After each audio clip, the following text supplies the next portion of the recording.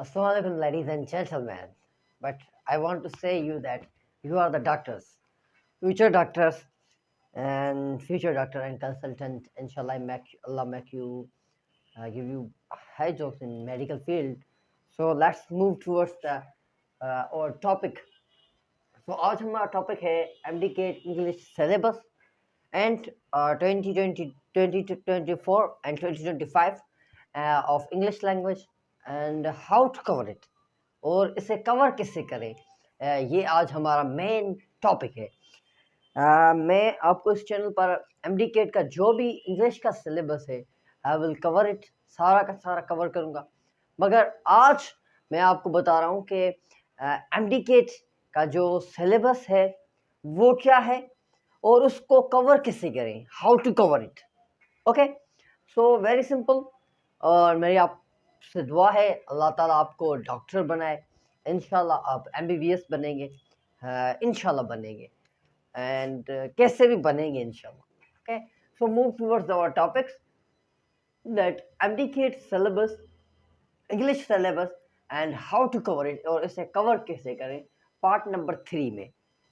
तो ये तो है वैसे बिल्कुल ईजी है, आपको बहुत सी नॉलेज होगी इंशाल्लाह इन इस टॉपिक के बारे में, मगर आपके थोड़ी सी फर्दर में डिटेल्स नॉलेज करूँगा कि इसको कवर कैसे करना है। तो फर्स्ट हमारा टॉपिक है वो है पार्ट्स ऑफ स्पीच। ठीक, पार्ट्स ऑफ स्पीच टॉपिक है जिसे हम क्या कहते हैं, what is the parts of speech. Parts of speech एक टॉपिक दिया गया है जो कंसिस्ट है 8 वर्ड्स पर। पार्ट्स ऑफ स्पीच किसे कहते हैं, classification and identification of words is called parts of speech. Words की क्लासिफिकेशन की जाए और उसकी आइडेंटिफिकेशन की जाए उसे हम कहते हैं पार्ट्स ऑफ स्पीच। अब पार्ट्स ऑफ स्पीच में क्या क्या होते हैं, noun, pronoun, verb, adverb, adjective, preposition, conjunction and interjection. ये 8 काइंड है। इंशाल्लाह हम एक को MDCAT के मुताबिक सिंपली डिस्कस करेंगे। वैसे मेरे YouTube पर पार्ट्स ऑफ स्पीच की एक वीडियो पड़ी है, वीडियोस पड़ी हैं पूरे पार्ट्स ऑफ स्पीच की, वो तो लेंदी है, मगर मैं इंशाल्लाह आपको MDCAT के हिसाब से सिंपल जो मेन पॉइंट्स हैं पार्ट्स ऑफ स्पीच की वो पढ़ाऊंगा। और इसे आप कैसे कवर कर सकते हैं, आप इसकी मेन जो पॉइंट्स हैं वो क्या है जो आप यूज़ कर सकते हैं।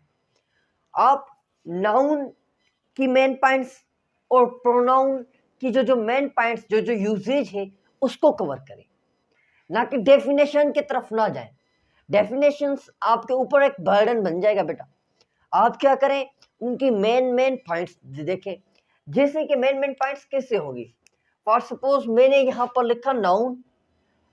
अब नाउन की मेन पॉइंट्स क्या है, नाउन की मेन पॉइंट्स ये देखें कि नाउन सा वो काइंड, नाउन का वो कौन सा काइंड है जिसके साथ आर्टिकल लगता है, नाउन का वो कौन सा काइंड है जिसके साथ आर्टिकल नहीं लगता। ये चीजें देखें।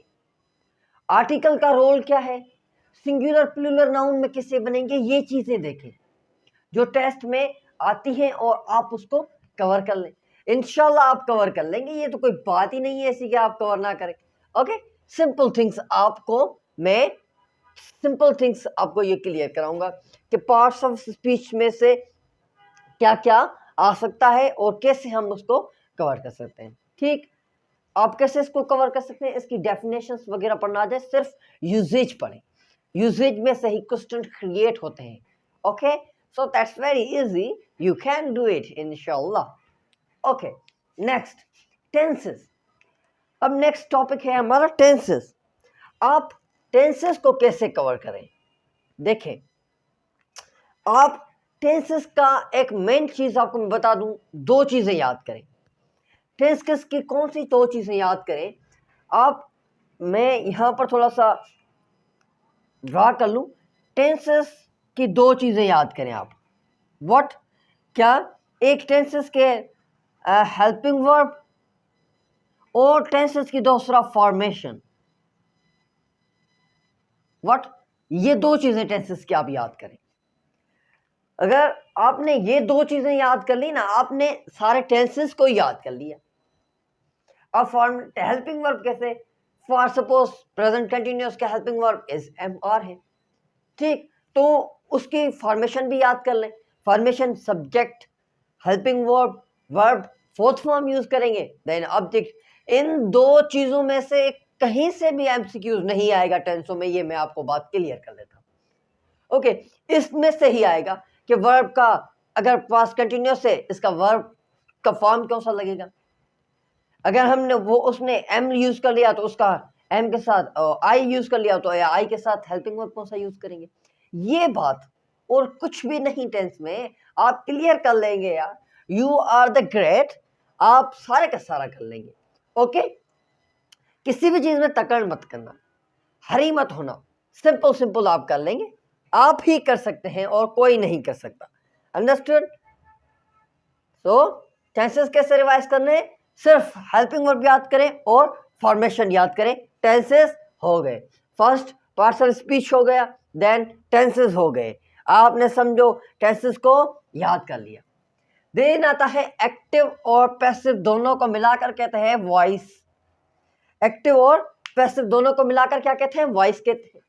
यार इसको कैसे कवर किया जाए, ये और नेरेशन, ये दोनों ऐसे टॉपिक्स हैं जो आपस में मिलते जुलते हैं। मीन्स मिलना जुलना कैसे, एम्ब्रेस नहीं करते, बाहर नहीं पाते, ये कैसे मिलते जुलते हैं। इसका मिलना जुलना ऐसे है कि यार एक्टिव पैसिव और जब टेंसेस बदलते हैं एक्टिव पैसिव और नरेशन में, तो ये मसला करते हैं, इज एम आर को किस में चेंज करें, वाज वर्ब को किस में चेंज करें। ये आपके ऊपर एक बर्डन सा होता है यार, ये व्हाट व्हाट व्हाट। तो ये मैं आपको सिंपल ट्रिक बताऊंगा जब मैं आपको एक्टिव और पैसिव और नरेशन पढ़ाने जाऊंगा, तो आपको सिंपल ट्रिक्स बता दूंगा, वो आप याद कर लेना। मगर एक्टिव वॉइस और पैसिव वॉइस को कवर किसे करना है, what is active what is passive.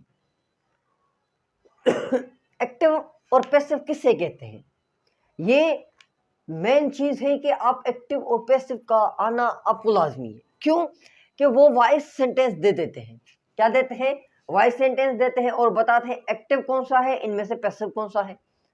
ठीक, फर्स्ट ऑफ ऑल मैं यहां एक सेंटेंस लिखूं, thief was arrested, तो ये कौन सा सेंटेंस है, ये एक्टिव है या पैसिव है। तो इसे पहचानने के लिए हमारा एक्टिव और पैसिव क्लियर होना चाहिए। बेसिकली ये सेंटेंस है पैसिव, ठीक, बेसिकली ये सेंटेंस क्या है, पैसिव है। तो इसे पैसिव पहचानने के लिए हमें क्या करना चाहिए, वो सारा का सारा डिटेल में पढ़ेंगे। आज सिर्फ क्या आप हम डील करने कि इनको कवर कैसे करें और इनको ये सिलेबस है और इसको कवर कैसे करें। ठीक, कवर कैसे करना है हमें, पहले हमें पार्ट्स ऑफ स्पीच की सिर्फ मेन पॉइंट्स यूज करनी है। ठीक, टेंसेस हमें सिर्फ फॉर्मेशन और हेल्पिंग वर्ब याद करने हैं, और एक्टिव और पैसिव वॉइस मैं आपको याद कराऊंगा simply way, don't be worried. Okay, परेशान होने की कोई जरूरत नहीं, मैं आपको ये एक्टिव पैसिव वॉइस क्लियर करा दूंगा। देन आता है सब्जेक्ट वर्ब एग्रीमेंट। 100% ये प्योर टॉपिक है बेटा, 100% इनमें से क्वेश्चन अराइज होते हैं एमडी कैट में। हर बार एक दो क्वेश्चन जो आता है वो इसमें से आता है सब्जेक्ट वर्ब एग्रीमेंट से। सब्जेक्ट वर्ब एग्रीमेंट क्या होती है, ये क्वेश्चन आपके माइंड में होता है, ये होता क्या है सब्जेक्ट वर्ब एग्रीमेंट। अगर आप भी कभी किसी ने प्लॉट लिया होगा या कोई चीज़ ली हो तो आपने दस्तखत की होगी, एग्रीमेंट की होगी, एग्रीमेंट की होगी। तो इससे ही जब सब्जेक्ट और वर्ब के दरमियान एग्रीमेंट है, क्या है, एग्रीमेंट, हमें ये सब्जेक्ट यूज करना हो तो ये हेल्पिंग वर्ब इस्तेमाल करना है, हमें ये हेल्पिंग वर्ब इस्तेमाल करना हो तो ये सब्जेक्ट इस्तेमाल करना है। दिस इज कॉल्ड एग्रीमेंट, ये इसमें एग्रीमेंट है और कुछ भी नहीं। इंशाल्लाह I will clear this your all the doubts, और ये भी टॉपिक हम क्लियर करेंगे, कौन सा, सब्जेक्ट वर्ब एग्रीमेंट भी क्लियर करेंगे इंशाल्लाह। एमडी कैट का ये सारा का सारा कोर्स फ्यू डेज में अवेलेबल होगा मेरे यूट्यूब चैनल पर। Thank you. और then there is a narration. Narration और एक्टिव पैसिव दोनों आपको मैंने बता दिया मिलते जुलते हैं। एक होता है डायरेक्ट स्पीच और दूसरा होता है इनडायरेक्ट स्पीच। डायरेक्ट और इनडायरेक्ट स्पीच सिंपल्स हैं, इनको हम कवर कर लेंगे। और दूसरा होता है pronoun antecedent agreement. Pronoun antecedent agreement भी सब्जेक्ट वर्ब एग्रीमेंट की तरह होता है।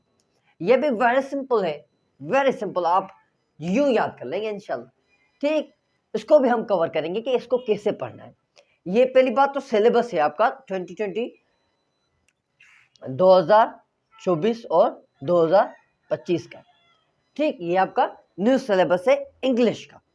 तो प्रोनाउन एंटीसीडेंट कैसे होगा? फॉर सपोज मैं यहां पर लिखूं Ali and Ahmed went to dash home. अब मुझे आप बताएं कि यहां पर मैं क्या लिखूं, हिज होम या दियर होम या both? Ali and Ahmed went his home या दियर होम, मैं क्या लिखूं आप ही बताएं। तो यहां पर क्या लिखना होगा? यहां पर सिंपली हमें ये कहलाते हैं एंटीसीडेंट। ये आपको मैंने सिर्फ सेंटेंस समझाने के लिए लिखा है। ठीक, ओके, मैं अभी एक एक टॉपिक क्लियर करूंगा आपका डीपली एंड ब्रीफली। ओके, तो अली एंड अहमद ये क्या है? प्लूरल है, जाहिर सी बात, दीज आर द प्लूरल्स। ठीक, ये जब प्लूरल है तो ये एंटीसीडेंट भी क्या लेंगे? प्लूरल लेंगे। जब एंटीसीडेंट का मतलब उनका हमसर, हमें प्लूरल लेना होगा। अगर यहाँ पर अली होता तो यहाँ पर सिंगुलर लेते। तो अली और अहमद का प्लूरल क्या बनेगा? दियर। सो यहाँ पर हमने क्या पुट करना है? दियर होम। ये अब अली और अहमद का एंटीसीडेंट कौन है? दियर। अली और अहमद क्या है? नाउन है। तो इनका हमें नाउन तो यूज नहीं करेंगे, प्रोनाउन यूज करेंगे, जाहिर बात है, क्योंकि नाउन की रिपीटेशन को प्रोनाउन रोकता है। तो यहां पर हम क्या इस्तेमाल करेंगे? देयर इस्तेमाल करेंगे। ठीक, क्योंकि ये हमें एंटीसीडेंट लिखना है। तो this is called subject verb antecedent. So वो था subject verb agreement, this is called pronoun antecedent agreement. Okay, ये प्रोनाउन एंटीसीडेंट एग्रीमेंट है। सिंपली, कोई बात नहीं, we will learn it quickly into 2-3 minutes. Okay, very simple है। No, just आपका mind set होना चाहिए कि चीजें सिंपल हैं, सिर्फ हमें उसको करना कैसे है। चीजें आसान है, चीजों को बस थोड़ा सा देखना है और चलते रहना है, रुकना नहीं, रुकना नहीं है। हमें मेहनत करनी है, ठीक, लगन लगानी है, रुकना नहीं। मेरी इंग्लिश में तकरीबन 2 साल की स्ट्रगल है इंग्लिश लैंग्वेज में। मैंने वो बुक नहीं छोड़ा जो मैंने पढ़ा ना हो, मैंने वो टीचर नहीं छोड़ा यूट्यूब पर जो मैंने सीखा ना हो। मेरी खुद स्ट्रगल है इसके ऊपर। तो आप थोड़ी सी स्ट्रगल करें। एमडी कैट तो यूं की बात है, सर आप और डॉक्टर तो पक्के हैं, डॉक्टर आप बन गए मेरी तरफ से। आप you are the doctor as MBBS। Okay, you are the doctor. Okay, let's move topic number 7, conditional sentence. Conditional sentence भी वेरी इंपॉर्टेंट टॉपिक। ये तो मैं आपको ऐसे पढ़ा दूंगा, इसकी कंडीशन इतनी सिंपल में आपको यू छुटकी में क्लियर कराऊंगा, आप देखते रह जाएंगे कि ये कंडीशनल सेंटेंस एक लेक्चर में कंप्लीटेड इंशाल्लाह। ओके, तो इसको डीपली नहीं जाते। Number 2, comprehension. कंप्रीहेंशन मतलब पैसेज। कंप्रीहेंशन सिंपल मैं आपको लफ्जों में बता दूं, कंप्रीहेंशन मीन्स पैसेज। पैसेज को कैसे सोल्व करना है ये मैं आपको 100% डिटेल में लेक्चर ये बताऊंगा कि कंप्रीहेंशन अगर पैसेज आ जाए, उससे 5 क्वेश्चन आ जाए तो उसको कैसे सोल्व करें। इंशाल्लाह we will learn this in two minutes. तो मैंने आपको कहा ना, डॉक्टर होने से आपको कोई नहीं रोक सकता, you are the doctor. Okay, तो कंप्रीहेंशन भी क्लियर होगा आपका। यूनिट्स में सवाल आए कैसे कल हल करना है, क्लियर 2-3 मिनट्स में आप क्लियर कर लेंगे इसको। ओके, अब आता है सेनो और एंटो। Most repeated synonyms, most repeated antonyms आपको मैं क्लियर कराऊंगा ये भी। ठीक, इनका जिम्मा मेरा है, मोस्ट रिपीटेड क्वेश्चंस आपको सोल्व कराऊंगा। ठीक, अब आता है एनालॉगस। एनालॉगस क्या कहते हैं? ये कुछ लॉजिक्स देते हैं। फॉर सपोज मैंने दिन में ये इतनी मजदूरी की तो मैंने इतना सेल किया, तो अब मेरे पास प्रॉफिट क्या होगा। These are the analogous. यहाँ फायर है तो इसका एंटीसीडेंट क्या होगा, ये थी थोड़ी थिंग्स। और एनालॉगस में कुछ भी नहीं है। जैसे water to fire, fire to water, ऐसे भी एनालॉगस हो सकते हैं। और कुछ लॉजिकल रीजनिंग सवाल होते हैं, उसे भी एनालॉगस कहते हैं। And then there is a topic, this is called punctuation. What? Punctuation. Punctuation को भी कैसे क्लियर करें, ये भी कुछ इसके 5-6 रूल हैं, ये सीख लेंगे इंशाल्लाह, कवर कर लेंगे। तो आज का ये टॉपिक था कि parts of speech, tenses, voice, subject verb agreement, narration, pronoun antecedent और conditional sentence, comprehension, seno, anto, and analogous and punctuation. Synonymous means same meaning और antonymous means opposite। और आपको अब डॉक्टर होने से कोई नहीं रोक सकता। इंशाल्लाह थोड़ी सी स्ट्रगल करें, थोड़ा सा वर्क करें, ठीक, आप इंशाल्लाह कवर कर लेंगे। These are nothing, just simple task है। और ये टास्क मेरे ऊपर है और ये टास्क आपके ऊपर है। मेरे ऊपर आपके लिए अच्छी अच्छी वीडियो बनाना और आपको क्लियरली अंडरस्टैंड कराना, और आपका काम इसको अच्छे तरीके से सुनना और चैनल को सब्सक्राइब करना, लाइक करना। अगर अच्छा लगा हो, मेरी हार्डवर्क आपको अच्छी लगी हो, तो एक लाइक ज़रूर करना और इसको शेयर करना। और आपसे ही मेरा चैनल मुंतखब है, क्योंकि आप हैं तो मेरा चैनल है, आप हैं तो सब कुछ है। Thank you, thanks, Allah bless you. I pray for you, and every time you will be a good